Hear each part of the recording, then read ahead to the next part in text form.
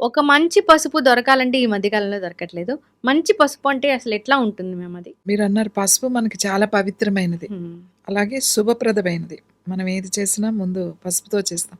ఓ పండగ చేసినా, ఏది చేసినా పసుపు మనకి చాలా పవిత్రమైంది కూడా.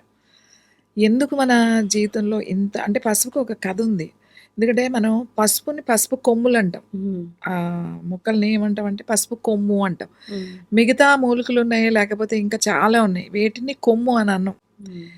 ఒక్క పసుపునే పసుపు కొమ్ములు అంటారు. అసలు హ్మ్. కొమ్ములు అనేవి మనకెందుకొచ్చినియి? హ్మ్. ఎందుకొచ్చిందంటే దీనికొక కథ ఉంది శివపురాణంలో. హ్మ్.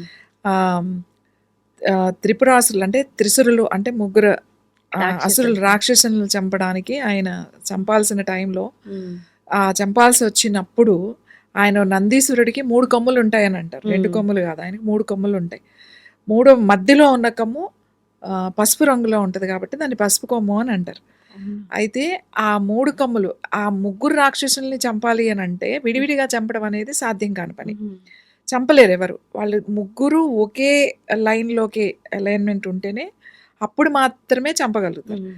సో, ఆయన అప్పుడు నందీశ్వరుడికి ఆజ్ఞ ఇస్తాడనమాట. ఇచ్చినప్పుడు నందీశ్వరుడు ఆయన కొమ్ముతో ఏదైతే ఉందో ఆ కొమ్ముతో ఆయన ఆ ముగ్గురిని అంటే ఆ త్రిపుర ఆ రాక్షసులు కూడా రాక్షసులు ఒక్కొక్క లేయర్‌లో ఉంటారన్నమాట వాళ్ళు. 3 లోకాల్లో ఉన్నట్టు ఉంటారన్నమాట. సో, ఆ ముగ్గురిని ఒకేసారి చంపడానికి ఒకే లైన్‌లోకి తీసుకురావడానికి హ్మ్. ఆ కొమ్ముతో ఇట్లా అంటే ముగ్గురిని అట్లా కూర్చుంటారు.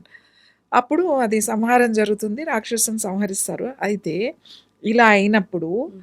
ఈ పసుపు కొమ్ము విరిగి భూమి మీద పడ్డది. హ్మ్.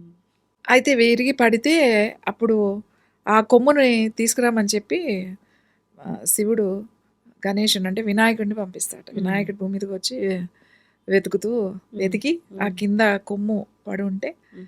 అది తీసుకొని హ్మ్. వచ్చి మళ్ళీ నందీశ్వరుడికి ఇచ్చారు. హ్మ్. అయితే ఎక్కడైతే ఆ పసుపు కొమ్ము పడిందో అక్కడ ఆ పసుపు అనేది అక్కడ ఆ కొమ్ము పడిన దగ్గర అది హ్మ్. వేళ్ళు వచ్చి పసుపు వచ్చింది అని.